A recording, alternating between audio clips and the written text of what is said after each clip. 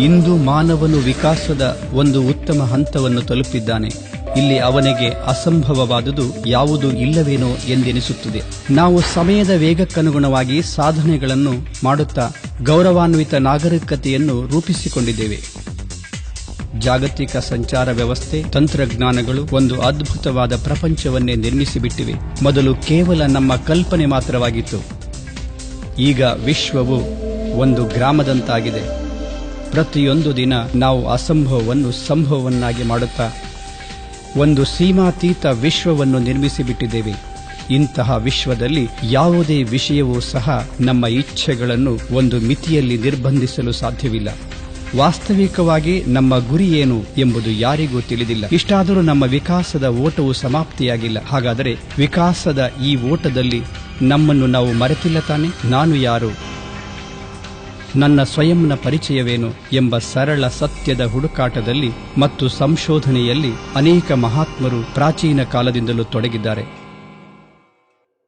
ಒಂದು ಶಾಶ್ವತ ಸತ್ಯ, ನಾನು ಯಾರು.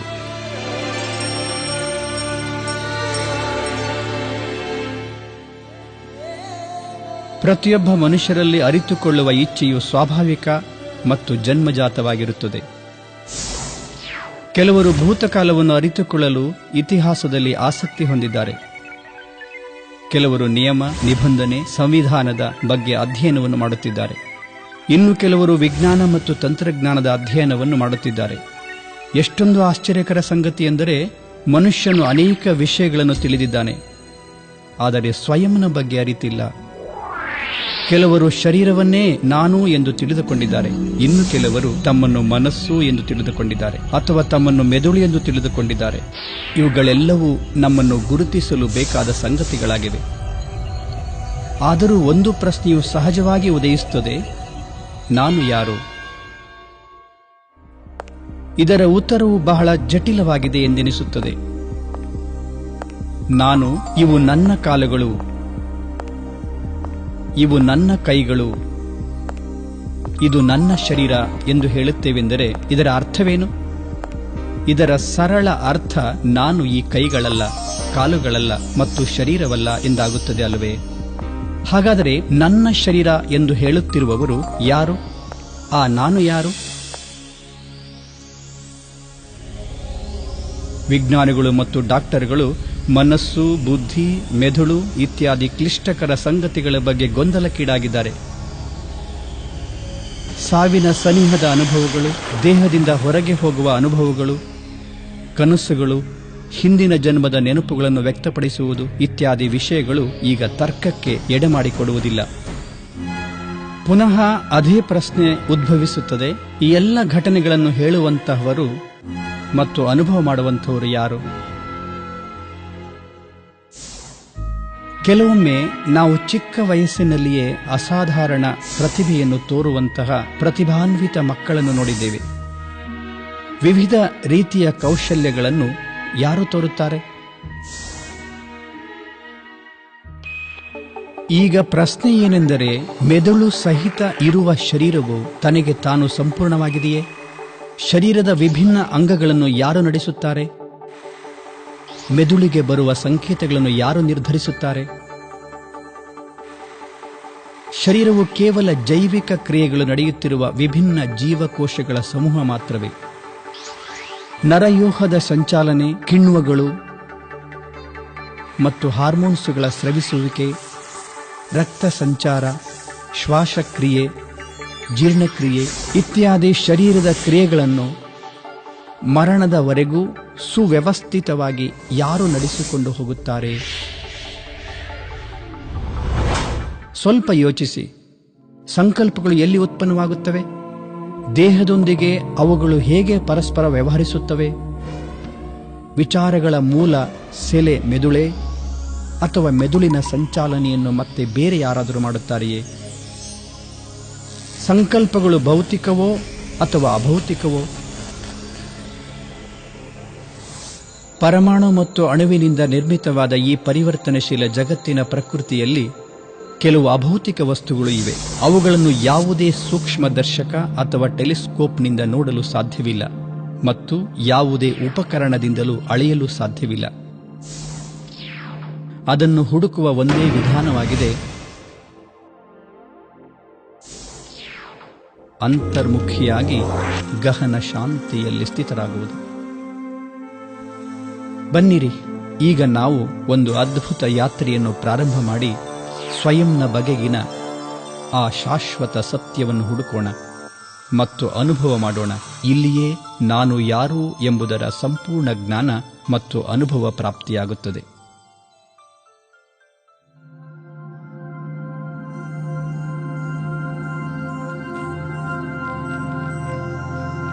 ಈ ಶರೀರ ನಾನಲ್ಲ, ನಾನು ಆತ್ಮನಾಗಿದ್ದೇನೆ. ನಾನು ಆತ್ಮ ಚೈತನ್ಯ ಶಕ್ತಿಯಾಗಿದ್ದೇನೆ. ನಾನು ಒಂದು ಅತಿ ಸೂಕ್ಷ್ಮ, ಅವಿಭಾಜ್ಯ, ಅವಿನಾಶಿ ಚೇತನಾಗಿರುವಂತಹ ಒಂದು ಜ್ಯೋತಿರ್ಬಿಂದು ಪ್ರಕಾಶ ಸ್ವರೂಪ ಆತ್ಮನಾಗಿದ್ದೇನೆ. ನಾನು ಒಂದು ಅಭೌತಿಕ ಶಕ್ತಿಯಾಗಿದ್ದೇನೆ. ಎಲ್ಲಿಯವರೆಗೆ ನಾನು ಆತ್ಮ ಈ ಶರೀರದಲ್ಲಿ ಇರುತ್ತೇನೆಯೋ ಅಲ್ಲಿಯವರೆಗೆ ದೇಹವು ಜೀವಿತವಾಗಿದೆ ಎಂದು ಹೇಳಲಾಗುತ್ತದೆ. ಯಾವಾಗ ನಾನು ಆತ್ಮನು ಈ ದೇಹದಿಂದ ಹೊರಗೆ ಹೊರಟು ಹೋಗುತ್ತೇನೆಯೋ ಆಗ ಶರೀರವು ಶವವಾಗಿ ಬಿಡುತ್ತದೆ. ಈ ಘಟನೆಯನ್ನು ಮರಣ ಎಂದು ಕರೆಯಲಾಗುತ್ತದೆ. ಆದರೆ ಆತ್ಮವು ಅಜರ, ಅಮರ, ಅವಿನಾಶಿಯಾಗಿದೆ. ಅದು ಸದೈವ ಜೀವಿತವಿರುತ್ತದೆ. ಆತ್ಮವನ್ನೇ ಪ್ರಾಣವೆಂದು ಕರೆಯುತ್ತಾರೆ. ಆತ್ಮವೇ ಪ್ರಾಣ ಶಕ್ತಿಯಾಗಿದೆ. ನಾನು ಆತ್ಮನೇ ವಿಚಾರ ಮಾಡುತ್ತೇನೆ. ನಾನು ಆತ್ಮನೇ ನಿರ್ಣಯ ತೆಗೆದುಕೊಳ್ಳುತ್ತೇನೆ ಮತ್ತು ದೇಹದ ಮೂಲಕ ತಿಳಿದು ತಿಳಿಯದೆ ಮಾಡಿದ ಎಲ್ಲ ಕರ್ಮಗಳಿಗೆ ನಾನೇ ಜವಾಬ್ದಾರನಾಗಿದ್ದೇನೆ. ನಾನು ಆತ್ಮನಲ್ಲಿಯೇ ಎಲ್ಲ ಸಂಸ್ಕಾರಗಳು ಸಮಾವೇಶವಾಗಿವೆ. ನನ್ನಲ್ಲಿಯೇ ನೆನಪುಗಳು ತುಂಬಿವೆ. ಹೌದು, ನಾನೇ ಆತ್ಮನಾಗಿದ್ದೇನೆ. ಆತ್ಮವೇ ನಾನಾಗಿದ್ದೇನೆ. ಇದರ ಬದಲಾಗಿ ನಾನು ಆತ್ಮ ಈ ಶರೀರದ ಮಾಲೀಕನಾಗಿದ್ದೇನೆ ಎಂದು ಹೇಳುವುದು ಸೂಕ್ತ. ಸಾಮಾನ್ಯವಾಗಿ ನಾವು ನನ್ನ ಆತ್ಮ, ನಿನ್ನ ಆತ್ಮ ಎಂದು ಹೇಳುತ್ತೇವೆ.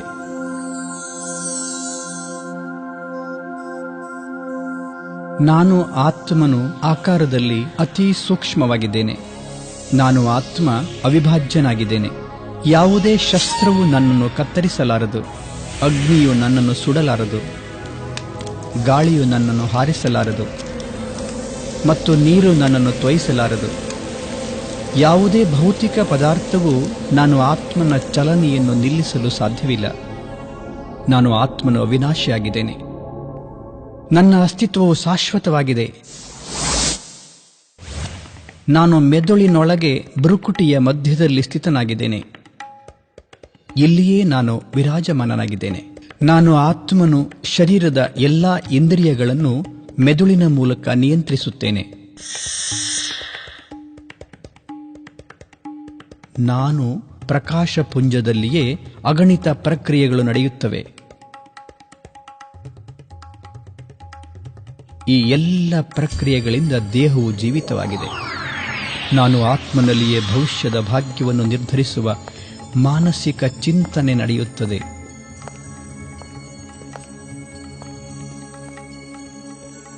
ನಾನು ಆತ್ಮ ಸ್ವತಃ ನನಗೆ ಮತ್ತು ನನ್ನ ಶರೀರಕ್ಕೆ ಯಾವುದು ಒಳ್ಳೆಯದು, ಯಾವುದು ಕೆಟ್ಟದ್ದು ಎಂಬುದನ್ನು ಅರಿತಿದ್ದೇನೆ. ಆದರೆ ನಾನು ಈ ಜ್ಞಾನವನ್ನು ಯಾವ ರೀತಿ ಪಡೆದುಕೊಳ್ಳಬೇಕು ಎಂಬುದನ್ನು ಮರೆತಿದ್ದೇನೆ.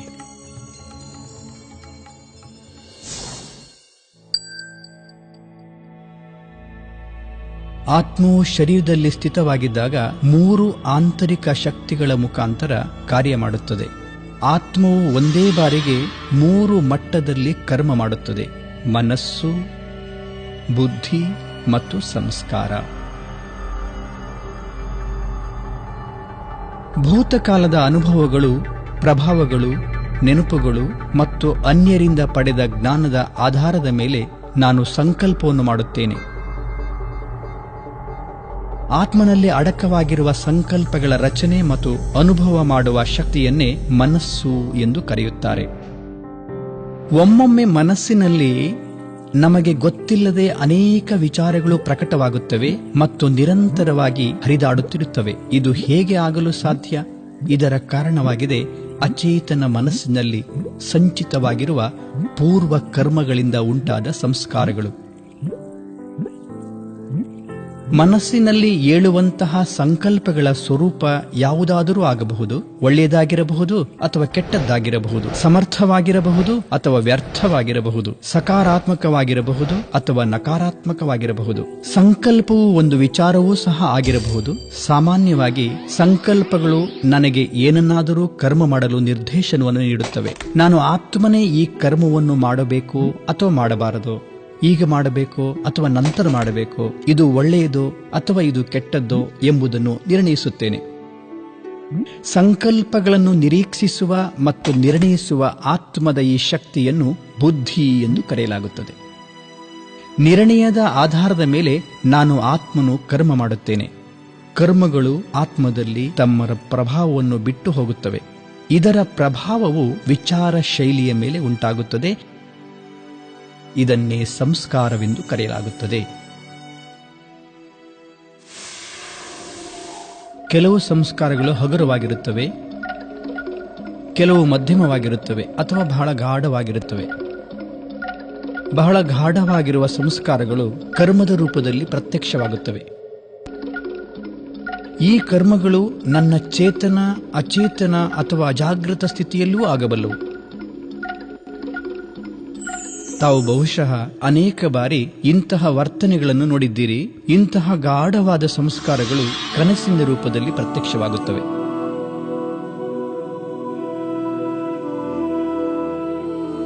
ಒಂದಾನೊಂದು ಕಾಲದಲ್ಲಿ ಮಾಡಿದ ಕರ್ಮಗಳಿಂದ ನಿರ್ಮಿತವಾದ ಸಂಸ್ಕಾರಗಳ ಫಲವೇ ಕನಸುಗಳು.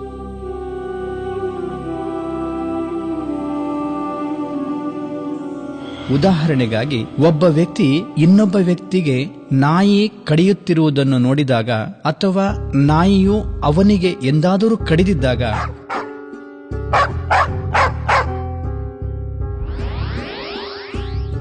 ಆ ವ್ಯಕ್ತಿಯು ನಾಯಿಯನ್ನು ಕಂಡೊಡನೆಯೇ ಭಯಭೀತನಾಗುತ್ತಾನೆ.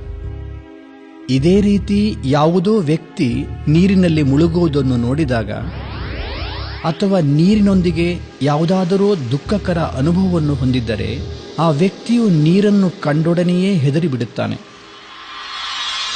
ಈ ರೀತಿಯಾಗಿ ಒಂದು ವಿಚಿತ್ರವಾದ ಭಯವು ವಿಕಸಿತವಾಗುತ್ತದೆ. ಬಹಳ ಗಾಢವಾಗಿ ಸಂಚಿತವಾಗಿರುವ ಸಂಸ್ಕಾರವು ಬಹಳ ಶಕ್ತಿಶಾಲಿ ಮತ್ತು ತೀವ್ರವಾಗಿರುತ್ತದೆ. ಈ ರೀತಿಯ ಸಂಸ್ಕಾರಗಳು ಬಾರಿ ಬಾರಿಗೂ ಮಾಡಲ್ಪಡುವ ಕರ್ಮಗಳ ಕಾರಣದಿಂದ ಉಂಟಾಗುತ್ತವೆ. ಯಾವ ವ್ಯಕ್ತಿ ತನ್ನೊಳಗೆ ನಕಾರಾತ್ಮಕ ಸಂಸ್ಕಾರಗಳನ್ನು ಬೆಳೆಸಿಕೊಂಡಿದ್ದಾನೆಯೋ ಅಥವಾ ಅವುಗಳನ್ನು ಬಹಳ ಆಳವಾಗಿ ಬೇರೂರಿಸಿಕೊಂಡಿದ್ದಾನೆಯೋ ಅಂತಹ ವ್ಯಕ್ತಿಯು ತನಗಷ್ಟೇ ಹಾನಿಯನ್ನು ಉಂಟು ಮಾಡಿಕೊಳ್ಳದೆ ಸಮಾಜ ಮತ್ತು ವಿಶ್ವದಲ್ಲಿ ನಕಾರಾತ್ಮಕ ಅನುಭವಗಳು ಮತ್ತು ಭಾವನೆಗಳನ್ನು ಹರಡಲು ಮಾಧ್ಯಮವಾಗಿ ಬಿಡುತ್ತಾನೆ. ಇದೇ ರೀತಿ ಸಕಾರಾತ್ಮಕ ಗುಣಗಳು ಮತ್ತು ಸಂಸ್ಕಾರಗಳನ್ನು ತನ್ನೊಳಗೆ ಬೆಳೆಸಿಕೊಂಡ ಜನರು ಕೇವಲ ತಮಗಷ್ಟೇ ಒಳಿತು ಮಾಡಿಕೊಳ್ಳುವುದಲ್ಲದೆ ಸಮಾಜ ಮತ್ತು ವಿಶ್ವಕ್ಕೆ ಒಂದು ಅಮೂಲ್ಯ ಸಂಪತ್ತು ಆಗಿಬಿಡುತ್ತಾರೆ. ಸಕಾರಾತ್ಮಕ ವಿಚಾರಗಳು ಸ್ವಾಭಾವಿಕವಾಗಿ ನಿಧಾನವಾಗಿರುತ್ತವೆ ಮತ್ತು ಸ್ಥಿರವಾಗಿರುತ್ತವೆ. ಯಾವಾಗ ವಿಚಾರಗಳು ವ್ಯವಸ್ಥಿತವಾಗಿರುತ್ತವೆಯೋ ಮತ್ತು ನಿಧಾನವಾಗಿರುತ್ತವೆಯೋ ಆಗ ಬುದ್ಧಿಯು ಸರಿಯಾದ ಮತ್ತು ಯಥಾರ್ಥವಾದ ನಿರ್ಣಯವನ್ನು ನೀಡುತ್ತದೆ. ಇದರಿಂದ ಆನಂದದಾಯಕ ಅನುಭವಗಳಾಗುತ್ತವೆ. ಇಂತಹ ವ್ಯಕ್ತಿಗಳು ಶಾಂತ ಮತ್ತು ಸ್ಥಿರ ಸ್ವಭಾವದವರು ಆಗಿರುತ್ತಾರೆ. ಇದಕ್ಕೆ ವಿರುದ್ಧವಾಗಿ ನಕಾರಾತ್ಮಕ ವಿಚಾರಗಳು ಹೆಚ್ಚಾಗಿ ಅಸ್ಥಿರವಾಗಿರುತ್ತವೆ, ಅಸ್ತವ್ಯಸ್ತವಾಗಿರುತ್ತವೆ ಮತ್ತು ತೀವ್ರವಾಗಿರುತ್ತವೆ. ಇವುಗಳಿಂದ ನಕಾರಾತ್ಮಕ ಅನುಭವಗಳು ಮತ್ತು ಭಾವನೆಗಳಿಗೆ ಪ್ರೋತ್ಸಾಹ ಸಿಗುತ್ತದೆ. ಉದಾಹರಣೆಗೆ ಚಿಂತೆ, ಅನುಮಾನ, ಅಸುರಕ್ಷತೆ ಮತ್ತು ಭಯ. ಒಮ್ಮೊಮ್ಮೆ ಈ ರೀತಿಯೂ ಸಹ ಆಗುತ್ತದೆ. ಒಂದೇ ಬಾರಿಗೆ ಬಹಳಷ್ಟು ವಿಚಾರಗಳು ಬಹಳ ವೇಗವಾಗಿ ಮನಸ್ಸಿನಲ್ಲಿ ಉದ್ಭವವಾಗುತ್ತವೆ. ಇದರ ಪರಿಣಾಮವಾಗಿ ಬುದ್ಧಿಯು ಸರಿಯಾದ ನಿರ್ಣಯವನ್ನು ತೆಗೆದುಕೊಳ್ಳಲು ಸಮರ್ಥವಾಗುವುದಿಲ್ಲ. ಆಗ ವ್ಯಕ್ತಿಯು ಭ್ರಮಿತನಾಗಿ ಬಿಡುತ್ತಾನೆ. ಈ ಸ್ಥಿತಿಯನ್ನು ಸಾಮಾನ್ಯವಾಗಿ ಒತ್ತಡವೆಂದು ಕರೆಯುತ್ತಾರೆ.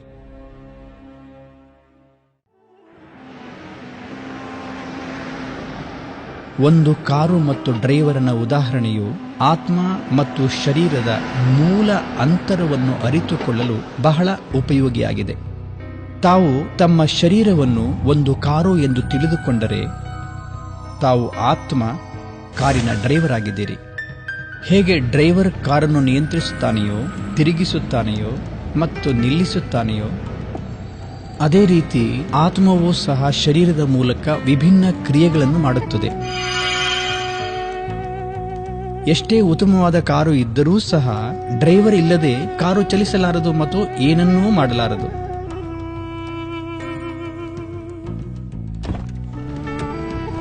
ಹೇಗೆ ಡ್ರೈವರ್ ಕಾರನ್ನು ನಿಯಂತ್ರಿಸುತ್ತಾನೆಯೋ ಅದೇ ರೀತಿಯಲ್ಲಿ ಆತ್ಮವು ಶರೀರವನ್ನು ನಿಯಂತ್ರಿಸುತ್ತದೆ.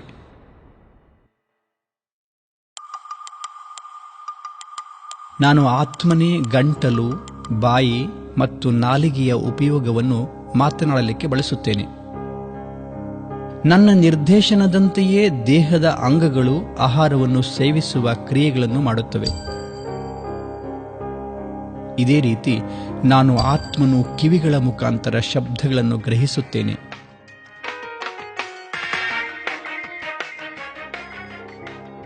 ನಾನು ಆತ್ಮನು ಚರ್ಮದ ಮುಖಾಂತರ ಅನುಭವ ಮಾಡುತ್ತೇನೆ. ನಾನು ಆತ್ಮ ಕಣ್ಣುಗಳ ಮುಖಾಂತರ ನೋಡುತ್ತೇನೆ. ಪ್ರತಿಯೊಂದು ವಸ್ತುಗಳನ್ನು ನೋಡುವುದು ನಾನು ಆತ್ಮನೇ ಆಗಿದ್ದೇನೆ.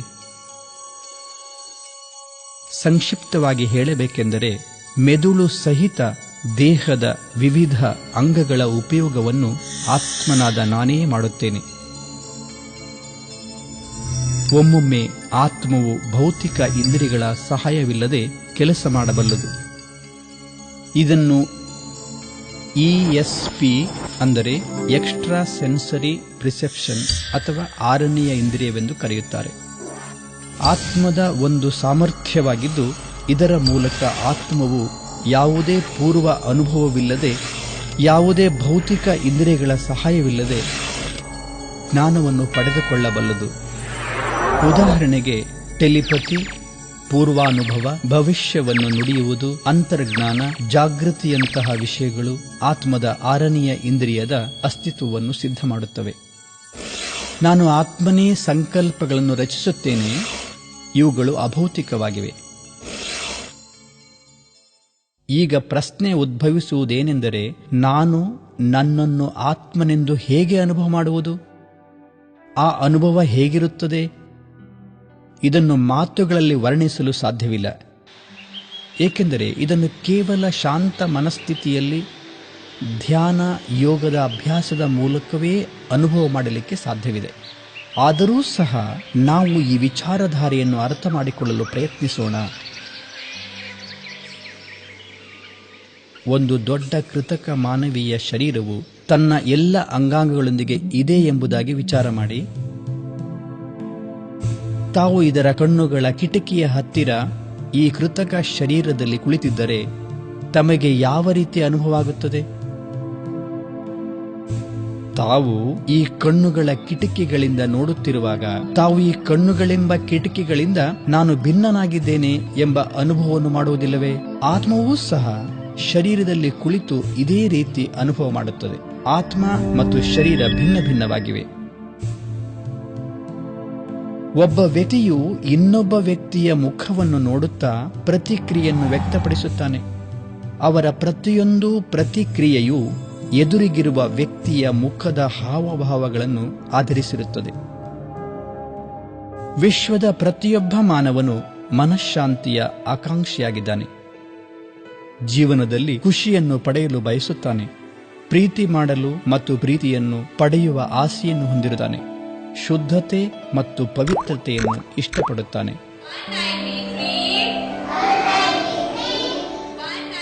ಜನ್ಮದಿಂದಲೇ ಪ್ರತಿಯೊಬ್ಬರೂ ತಮ್ಮ ಆಸಕ್ತಿಯ ಕ್ಷೇತ್ರದಲ್ಲಿ ಮಾನಸಿಕ ಸಾಮರ್ಥ್ಯವನ್ನು ವೃದ್ಧಿ ಮಾಡಿಕೊಳ್ಳಲು ಬಯಸುತ್ತಾರೆ ಮತ್ತು ಹೆಚ್ಚು ಹೆಚ್ಚು ಜ್ಞಾನವನ್ನು ಪಡೆಯಲು ಬಯಸುತ್ತಾರೆ. ಒಂದು ಮುಗ್ಧ ಮಗು ಆತ್ಮನ ಮೂಲ ಗುಣಗಳ ಸ್ವರೂಪವಾಗಿರುತ್ತದೆ. ನನ್ನ ಮೂಲಭೂತ 7 ಮುಖ್ಯವಾದ ಗುಣಗಳಿವೆ. ಜ್ಞಾನ, ಪ್ರೇಮ, ಶಾಂತಿ, ಸುಖ, ಪವಿತ್ರತೆ, ಆನಂದ ಮತ್ತು ಶಕ್ತಿ.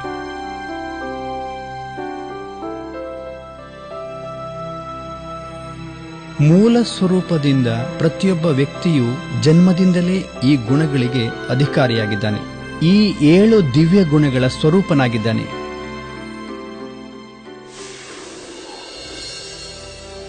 ತಪ್ಪು ತಿಳುವಳಿಕೆಯಿಂದ ಅಥವಾ ಅಜ್ಞಾನದಿಂದ ವಾತಾವರಣ ಅಥವಾ ವ್ಯಕ್ತಿಗಳ ಪ್ರಭಾವಕ್ಕೆ ಒಳಗಾಗಿ ನಕಾರಾತ್ಮಕತೆಯ ಕಡೆಗೆ ಮಾನವನು ತಿರುಗಿದ್ದಾನೆ.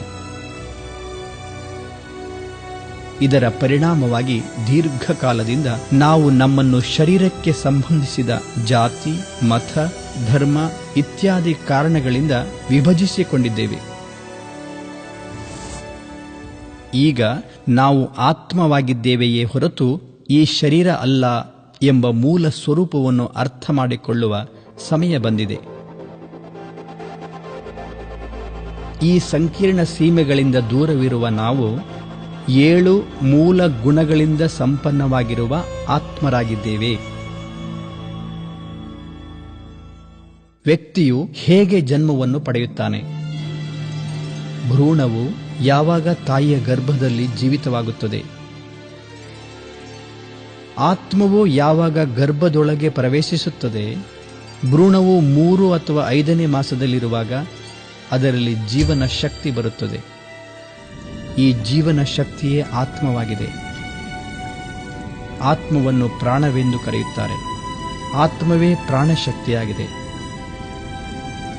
ಆತ್ಮದಲ್ಲಿ ಸಂಚಿತವಾಗಿರುವ ಗುಣ ಮತ್ತು ಅನುಭವಗಳ ಆಧಾರದ ಮೇಲೆ ಶರೀರದ DNA ಮತ್ತು ವಿಭಿನ್ನ ಅಂಗಗಳ ನಿರ್ಮಾಣವಾಗುತ್ತದೆ. ಬೆರಳುಗಳ ಗುರುತುಗಳು ಮತ್ತು ವಿಭಿನ್ನ ಅಂಗಗಳ ನಿರ್ಮಾಣವೂ ಸಹ ಆತ್ಮನ ಕರ್ಮಗಳನ್ನು ಮತ್ತು ಸಂಸ್ಕಾರಗಳನ್ನು ಅವಲಂಬಿಸಿದೆ. ಇನ್ನೊಂದು ಮಾತಿನಲ್ಲಿ ಹೇಳಬೇಕೆಂದರೆ, ನಾನು ಆತ್ಮನೇ ನನ್ನ ಶರೀರದ ರಚನೆಯ ನಿರ್ಧಾರವನ್ನು ನನ್ನ ವಿಚಾರಗಳು, ಮನಸ್ಥಿತಿ ಮತ್ತು ಕರ್ಮಗಳ ಮೂಲಕ ಮಾಡಿಕೊಳ್ಳುತ್ತೇನೆ. ಸಾಮಾನ್ಯವಾಗಿ ಯಾವಾಗ ಆತ್ಮವು ಹೊಸ ಶರೀರದಲ್ಲಿ ಪ್ರವೇಶಿಸುತ್ತದೆಯೋ ಆಗ ಹಿಂದಿನ ಜನ್ಮದ ಅನುಭವಗಳು, ನೆನಪುಗಳು ಮತ್ತು ಘಟನೆಗಳನ್ನು ಮರೆತು ಬಿಡುತ್ತದೆ. ಆದರೆ ಕೆಲವೊಂದು ಘಟನೆಗಳಲ್ಲಿ ವ್ಯಕ್ತಿಯು ತನ್ನ ಹಿಂದಿನ ಜನ್ಮದ ಕಥೆಯನ್ನು ಹೇಳುತ್ತಾನೆ. ಅವುಗಳ ಮೇಲೆ ಈಗಾಗಲೇ ಸಂಶೋಧನೆಗಳನ್ನು ಕೈಗೊಳ್ಳಲಾಗಿದ್ದು ಅವುಗಳು ಸತ್ಯವೆಂದು ಸಾಬೀತಾಗಿವೆ. ನಾವು ಸಾಮಾನ್ಯವಾಗಿ ಮುಗ್ಧ ಮಕ್ಕಳು ಯಾವುದೇ ಕಾರಣವಿಲ್ಲದೆ ಅಳುವುದನ್ನು ಮತ್ತು ನಗುವುದನ್ನು ನೋಡಿದ್ದೇವೆ. ಹಿಂದಿನ ಜನ್ಮಗಳ ನೆನಪುಗಳೇ ಇದಕ್ಕೆ ಕಾರಣ.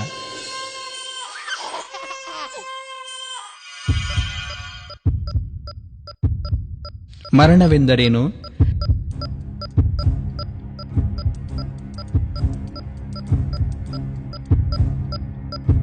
ಮರಣದ ನಂತರ ಏನಾಗುತ್ತದೆ?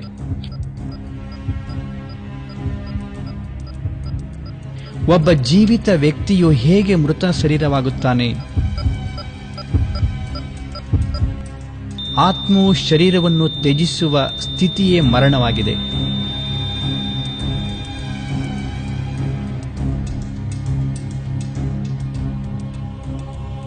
ಆತ್ಮವು ತನ್ನ ಶರೀರವನ್ನು ಬಿಟ್ಟಾಗ ರಕ್ತ, ಮೂಳೆ, ಮಾಂಸಗಳಿಂದ ನಿರ್ಮಿತವಾದ ಶರೀರವೆಂಬ ವಸ್ತ್ರವು ಕೇವಲ ಒಂದು ಬೊಂಬೆಯಾಗಿ ಬಿಡುತ್ತದೆ.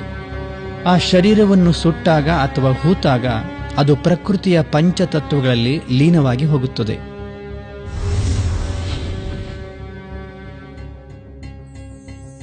ತನ್ನ ಹಳೆಯ ಶರೀರವನ್ನು ಬಿಟ್ಟು ಆತ್ಮವು ಬೇರೆ ತಾಯಿಯ ಗರ್ಭದಲ್ಲಿ ಪ್ರವೇಶಿಸುತ್ತದೆ.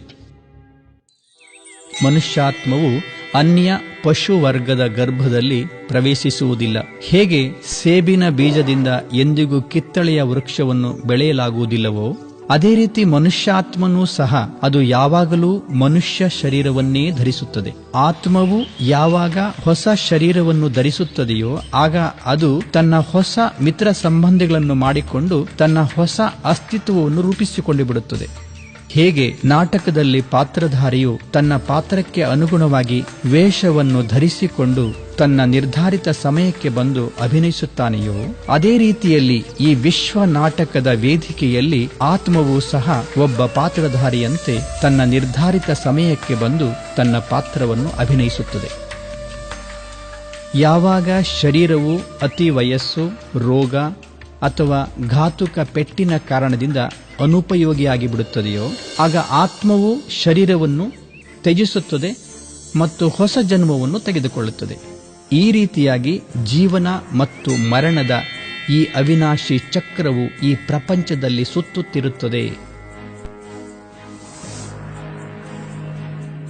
ವಿಶ್ವ ನಾಟಕ ಅಥವಾ ವಿಶ್ವ ಇತಿಹಾಸ ಬೇರೇನೂ ಅಲ್ಲದೆ ಸರ್ವ ಆತ್ಮರ ಸಂಘಟಿತ ಆಟವಾಗಿದೆ.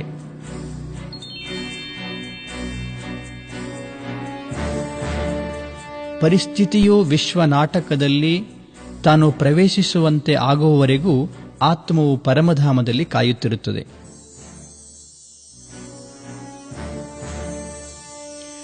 ಒಮ್ಮೆ ಆತ್ಮವು ಇಲ್ಲಿಗೆ ಬಂದ ಮೇಲೆ ಅನ್ಯ ಎಲ್ಲ ಆತ್ಮರು ಈ ಸೃಷ್ಟಿ ನಾಟಕದ ವೇದಿಕೆ ಮೇಲೆ ಬರುವವರೆಗೂ ಇಲ್ಲಿಯೇ ಇರಬೇಕಾಗುತ್ತದೆ.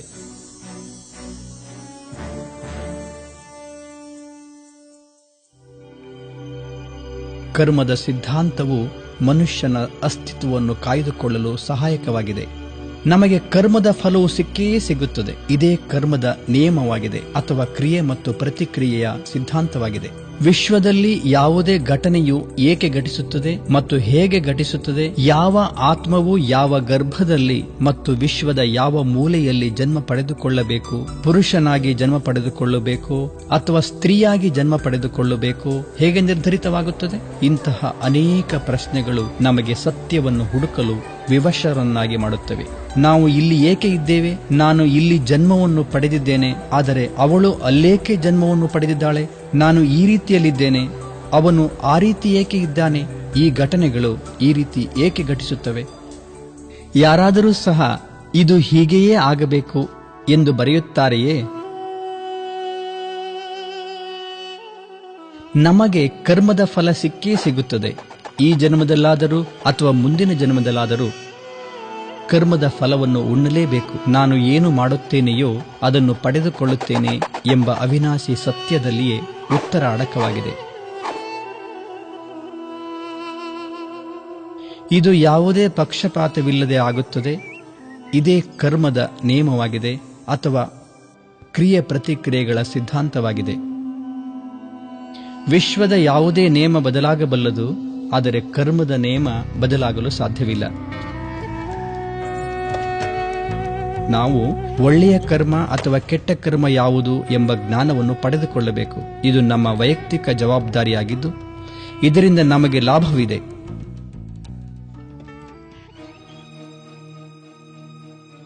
ನಾವು ಮಾಡುವ ಕರ್ಮವು ನಮ್ಮ ಮೇಲೆ, ಸಮಾಜದ ಮೇಲೆ ಹಾಗೂ ಪರಿಸರದ ಮೇಲೆ ಪ್ರಭಾವ ಬೀರುತ್ತದೆ. ಈ ಪರಿಪೂರ್ಣ ಜ್ಞಾನವನ್ನು ತಿಳಿದುಕೊಂಡು ಕರ್ಮ ಮಾಡಬೇಕು. ಅದರ ಪರಿಣಾಮ ಈಗಲೇ ಉಂಟಾಗಬಹುದು ಅಥವಾ ಭವಿಷ್ಯದಲ್ಲಿ ಉಂಟಾಗಬಹುದು. ಅದರ ಫಲವು ಒಳ್ಳೆಯದಾಗಿರುತ್ತದೆಯೋ ಅಥವಾ ಕೆಟ್ಟದ್ದಾಗಿರುತ್ತದೆಯೋ ಎಂಬುದನ್ನು ಅರಿತು ನಾವು ಕರ್ಮವನ್ನು ಮಾಡಬೇಕಾಗಿದೆ. ಪ್ರತಿಯೊಂದು ಕರ್ಮದ ಫಲವು ಸಿಕ್ಕೇ ಸಿಗುತ್ತದೆ. ಆದ್ದರಿಂದ ಕರ್ಮವನ್ನು ಮಾಡುವ ಮುನ್ನ ಸ್ವಲ್ಪ ಯೋಚಿಸಿ ಕರ್ಮವನ್ನು ಮಾಡಬೇಕು. ಕರ್ಮ ಸಿದ್ಧಾಂತವನ್ನು ಅರಿಯದವರು ವರ್ತಮಾನದ ಘಟನೆಗಳನ್ನು ನೋಡಿ ವಿಚಲಿತಗೊಳ್ಳುತ್ತಾರೆ.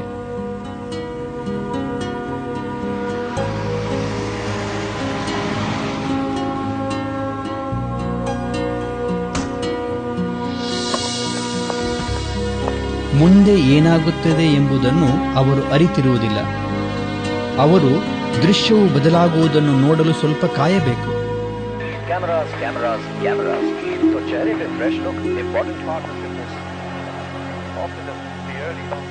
In a shocking incident today, British Airways flight BA582 from Mumbai to Manchester. ಪ್ರತಿಯೊಂದು ಘಟನೆಯ ಹಿಂದೆ ಯಾವುದಾದರೊಂದು ಕಾರಣವು ಇದ್ದೇ ಇರುತ್ತದೆ.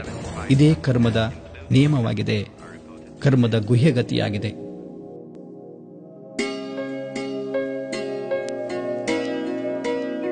ನನ್ನ ಭವಿಷ್ಯವು ಈ ಸಮಯದಲ್ಲಿ ಮಾಡಿದಂತಹ ಕರ್ಮಗಳನ್ನು ಅವಲಂಬಿಸಿದೆ.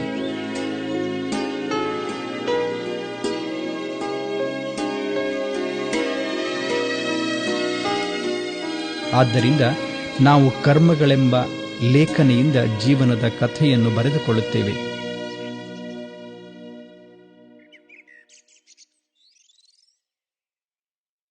ನಾವು ಬಿತ್ತಿದ್ದನ್ನೇ ಬೆಳೆದುಕೊಳ್ಳುತ್ತೇವೆ.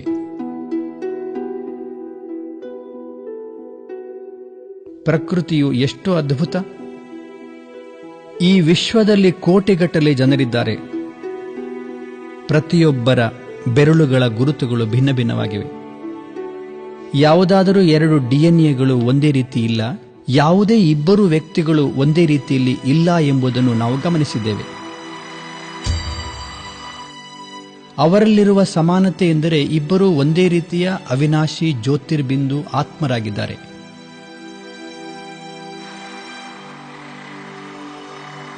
ನಾವು ಪ್ರತಿಯೊಬ್ಬ ವ್ಯಕ್ತಿಯ ವರ್ತನೆಗಳು, ಚಿಂತನೆಗಳು, ರೀತಿ ನೀತಿಗಳು, ವಿಚಾರಗಳು ಮತ್ತು ದೃಷ್ಟಿಕೋನದಲ್ಲಿ ಅಂತರವನ್ನು ಕಾಣುತ್ತೇವೆ. ಸಂಕ್ಷಿಪ್ತವಾಗಿ ಹೇಳಬೇಕೆಂದರೆ ಪ್ರತಿಯೊಂದು ಆತ್ಮದ ವ್ಯಕ್ತಿತ್ವ ಭಿನ್ನವಾಗಿದೆ. ಆದ್ದರಿಂದ ನಾನು ನನ್ನಲ್ಲಿಯೇ ವಿಶೇಷನಾಗಿದ್ದೇನೆ. ನಾನು ಯಾರಿಗಿಂತಲೂ ಕಡಿಮೆ ಇಲ್ಲ ಅಥವಾ ಯಾರಿಗಿಂತಲೂ ದೊಡ್ಡವನಲ್ಲ. ನಾನು ಈ ವಿಶ್ವ ನಾಟಕದಲ್ಲಿ ಅದ್ವಿತೀಯನಾಗಿದ್ದೇನೆ. ನಾನು ಇಲ್ಲಿ ನನ್ನ ಪಾತ್ರವನ್ನು ಅಭಿನಯಿಸಲು ಮತ್ತು ನನ್ನ ಜವಾಬ್ದಾರಿಯನ್ನು ನಿಭಾಯಿಸಲು ಬಂದಿದ್ದೇನೆ. ನಾನು ನನ್ನ ಭವಿಷ್ಯವನ್ನು ರೂಪಿಸಿಕೊಳ್ಳಬಲ್ಲೆನು.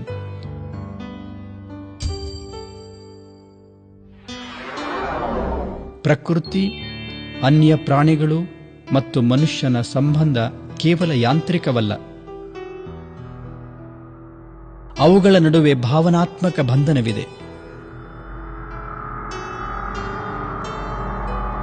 ಪ್ರತಿಯೊಬ್ಬ ವ್ಯಕ್ತಿಯ ವಿಚಾರಗಳ ಸಮೂಹವು ಹೊಸ ವಿಶ್ವವನ್ನೇ ನಿರ್ಮಿಸಬಲ್ಲವು. ಮಾನವೀಯ ಸಂವೇದನೆಗಳು ಪ್ರಕೃತಿ ಮತ್ತು ಅನ್ಯ ಪ್ರಾಣಿಗಳ ಮೇಲೆ ಪ್ರಭಾವವನ್ನು ಉಂಟುಮಾಡುತ್ತವೆ. ಆದ್ದರಿಂದ ವಿಶ್ವದಲ್ಲಿರುವ ಸರ್ವ ಪ್ರಾಣಿ, ಪಶು ಮತ್ತು ಮಾನವರಿಗೆ ಶುಭ ಮತ್ತು ಕಲ್ಯಾಣಕಾರಿ ಭಾವನೆಗಳನ್ನು ಪಸರಿಸುವುದೇ ನಮ್ಮ ಆದ್ಯ ಕರ್ತವ್ಯವಾಗಿದೆ. ವಿಶ್ವದಲ್ಲಿ ಏನೆಲ್ಲ ನಡೆಯುತ್ತಿದೆಯೋ ಅದು ನಮ್ಮ ಚೇತನ ಶಕ್ತಿಯ ದೃಶ್ಯಾಂಕನವಾಗಿದೆ. ಸಂಕ್ಷಿಪ್ತವಾಗಿ ಹೇಳಬೇಕೆಂದರೆ ದೇಹಾಭಿಮಾನದಲ್ಲಿ ಮಾಡಿದ ಕರ್ಮಗಳು ಸಂಕುಚಿತವಾಗಿರುತ್ತವೆ ಮತ್ತು ಆಧ್ಯಾತ್ಮಿಕ ಶಕ್ತಿ ವಿಹೀನವಾಗಿರುತ್ತವೆ. ಇವುಗಳಿಂದ ಕ್ರೋಧ, ಅಸೂಯೆ, ಈರ್ಷೆ, ಲೋಭದಂತಹ ಭಾವನೆಗಳು ಉತ್ಪನ್ನವಾಗುತ್ತವೆ. ಇವುಗಳಿಂದ ಸಮಾಜದಲ್ಲಿ ಸಂಘರ್ಷ, ಅನ್ಯಾಯ, ದುಃಖ, ಕಷ್ಟಗಳು ಹರಡುತ್ತವೆ. ಆದರೆ ಆತ್ಮಿಕ ಸ್ಮೃತಿಯಲ್ಲಿ ಮಾಡಿದಂತಹ ಕರ್ಮಗಳ ಮೂಲಕ ಪ್ರೇಮ, ಸಹಾನುಭೂತಿ, ಶಾಂತಿ, ಉದಾರತೆ ಮತ್ತು ಸಹೋದರತೆಯಂತಹ ಭಾವನೆಗಳು ಉದ್ಭವವಾಗುತ್ತವೆ. ಇವುಗಳಿಂದ ಸಮಾಜದಲ್ಲಿ ಸಾಮರಸ್ಯ ಉಂಟಾಗಿ ಏಕತೆ ನೆಲೆಗೊಳ್ಳುತ್ತದೆ. ನಾವು ಇಲ್ಲಿಯವರೆಗೂ ಯಾವ ಜ್ಞಾನವನ್ನು ಪಡೆದಿದ್ದೇವೆಯೋ ಅದರ ಆಧಾರದ ಮೇಲೆ ಬನ್ನಿ ಆತ್ಮಿಕ ಸ್ಥಿತಿಯ ಅಭ್ಯಾಸ ಮಾಡೋಣ. ತಮ್ಮ ಅನುಕೂಲತೆಗೆ ತಕ್ಕಂತೆ ಯಾವುದಾದರೂ ಆಸನದಲ್ಲಿ ಕುಳಿತುಕೊಳ್ಳಿರಿ. ಕಣ್ಣುಗಳು ತೆರೆದಿರಲಿ. ಸುತ್ತಮುತ್ತಲಿನ ವಾತಾವರಣದ ಅನುಭವವು ತಮಗೆ ಆಗುತ್ತಿರಲಿ. ಈಗ ತಮ್ಮ ವಿಚಾರಗಳನ್ನು ಒಗ್ಗೂಡಿಸಿಕೊಂಡು ಈ ಸಂಕಲ್ಪ ಮಾಡಿ, ನಾನು ಒಂದು ಶಾಂತ ಸ್ವರೂಪ ಆತ್ಮನಾಗಿದ್ದೇನೆ. ನಾನು ಜ್ಯೋತಿರ್ಬಿಂದು ಆತ್ಮನು ಭ್ರುಕುಟಿಯ ಮಧ್ಯದಲ್ಲಿ ವಿರಾಜಮಾನನಾಗಿದ್ದೇನೆ. ನಾನು ಆತ್ಮನು ಕಣ್ಣುಗಳ ಮುಖಾಂತರ ನೋಡುತ್ತಿದ್ದೇನೆ, ಕಿವಿಗಳ ಮೂಲಕ ಕೇಳುತ್ತೇನೆ, ಮೂಗಿನ ಮುಖಾಂತರ ಉಸಿರಾಡುತ್ತೇನೆ ಮತ್ತು ವಾಸನೆಯನ್ನು ಗ್ರಹಿಸುತ್ತೇನೆ. ಬಾಯಿಯ ಮುಖಾಂತರ ಮಾತನಾಡುತ್ತೇನೆ, ಚರ್ಮದ ಮೂಲಕ ಸ್ಪರ್ಶದ ಅನುಭವ ಮಾಡುತ್ತೇನೆ. ನಾನು ಆತ್ಮ ಶರೀರದ ಮಾಲೀಕನಾಗಿದ್ದೇನೆ. ನಾನು ಆತ್ಮ ಶರೀರದಿಂದ ಭಿನ್ನವಾಗಿದ್ದೇನೆ. ನಾನು ನನ್ನ ವಿಚಾರಗಳ ಸೃಷ್ಟಿಕರ್ತನಾಗಿದ್ದೇನೆ. ನಾನು ನಿಯಂತ್ರಕನಾಗಿದ್ದೇನೆ ಮತ್ತು ಶಾಸಕನಾಗಿದ್ದೇನೆ. ನನ್ನ ಸಂಕಲ್ಪಗಳಿಗೆ ನಾನೇ ಜವಾಬ್ದಾರನಾಗಿದ್ದೇನೆ. ನಾನು ಆತ್ಮನೇ ನಿರ್ಣಯವನ್ನು ತೆಗೆದುಕೊಳ್ಳುತ್ತೇನೆ. ನಾನು ಆತ್ಮ, ನಾನು ಮಾಡಿದ ಕರ್ಮಗಳಿಗೆ ಜವಾಬ್ದಾರನಾಗಿದ್ದೇನೆ. ನಾನು ಜಾಗೃತನಾಗಿ ಕರ್ಮವನ್ನು ಮಾಡುವವನಾಗಿದ್ದೇನೆ.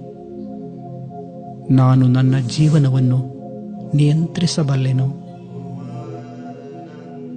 ಹೆಜ್ಜೆ ಹೆಜ್ಜೆಗೂ ನಾನು ಆತ್ಮನೇ ಆಗಿದ್ದೇನೆ ಮತ್ತು ಅನ್ಯರೂ ಸಹ ಆತ್ಮರಾಗಿದ್ದಾರೆ ಎನ್ನುವ ಅಭ್ಯಾಸ ಮಾಡಿರಿ. ನಾನು ನನ್ನ ಸ್ವಂತ ಗುಣಗಳು, ವಿಶೇಷತೆಗಳ ಸಕಾರಾತ್ಮಕ ಶಕ್ತಿಗಳೊಂದಿಗೆ ಅನುಭವ ಮಾಡಿಕೊಳ್ಳಬಲ್ಲೆನು. ನಾನು ಯಾರು ಮತ್ತು ನನ್ನ ಆಂತರಿಕ ಸ್ವಭಾವ ಯಾವುದು, ಇದರ ಸತ್ಯ ಜ್ಞಾನವು ನನ್ನ ದೃಷ್ಟಿಕೋನವನ್ನು ಅನ್ಯರ ಬಗ್ಗೆ ಬದಲಾಯಿಸುತ್ತದೆ ಮತ್ತು ಅನ್ಯರೊಂದಿಗೆ ಉತ್ತಮ ಸಂಬಂಧವನ್ನು ಇಟ್ಟುಕೊಳ್ಳಲು ಸಹಾಯ ಮಾಡುತ್ತದೆ. ಇದರಿಂದ ನನಗೆ ನನ್ನನ್ನು ಅರಿತುಕೊಳ್ಳುವ ಜ್ಞಾನ ಸಿಗುತ್ತದೆ. ಯಾವಾಗ ನನ್ನ ಪ್ರತಿಯೊಂದು ಕರ್ಮ ಮತ್ತು ವ್ಯವಹಾರಗಳು ಆತ್ಮಿಕ ಸ್ಥಿತಿಯಲ್ಲಿರುತ್ತವೆಯೋ ಆಗ ನಾನು ನನ್ನ ವಾಸ್ತವಿಕ ಸ್ವರೂಪಕ್ಕೆ ಅತಿ ಹತ್ತಿರವಾಗಿದ್ದೇನೆ ಎಂದು ಅರ್ಥ. ಇದೇ ಆತ್ಮಿಕ ಸ್ಥಿತಿಯಾಗಿದೆ. ಈ ಸ್ಥಿತಿಯಲ್ಲಿಯೇ ನಾನು ನನ್ನ ಜೀವನದ ಗುರಿ ಮತ್ತು ಉದ್ದೇಶಗಳನ್ನು ಪಡೆದುಕೊಳ್ಳುತ್ತೇನೆ. ಆದ್ದರಿಂದ ತಮ್ಮನ್ನು ತಾವು ಆತ್ಮ ಎಂದು ತಿಳಿದುಕೊಳ್ಳುವ ಜ್ಞಾನವನ್ನು ಪಡೆದುಕೊಳ್ಳಿರಿ. ತಮ್ಮ ಜೀವನವನ್ನು ಆಧ್ಯಾತ್ಮಿಕ ದೃಷ್ಟಿಕೋನದಿಂದ ಜೀವಿಸಿ ಮತ್ತು ಸರ್ವರ ಬಗ್ಗೆ ಸಕಾರಾತ್ಮಕ ದೃಷ್ಟಿಕೋನವನ್ನು ಇಟ್ಟುಕೊಳ್ಳಿರಿ. ಇದರಿಂದ ತಮ್ಮ ಜೀವನ ಮತ್ತು ತಮ್ಮ ಸಮಾಜವು ಶಾಂತಿ, ಪವಿತ್ರತೆ, ಖುಷಿ ಮತ್ತು ಪ್ರೀತಿಯ ಪ್ರಕಾಶದಿಂದ ಬೆಳಗಲಿ. ಓಂ ಶಾಂತಿ.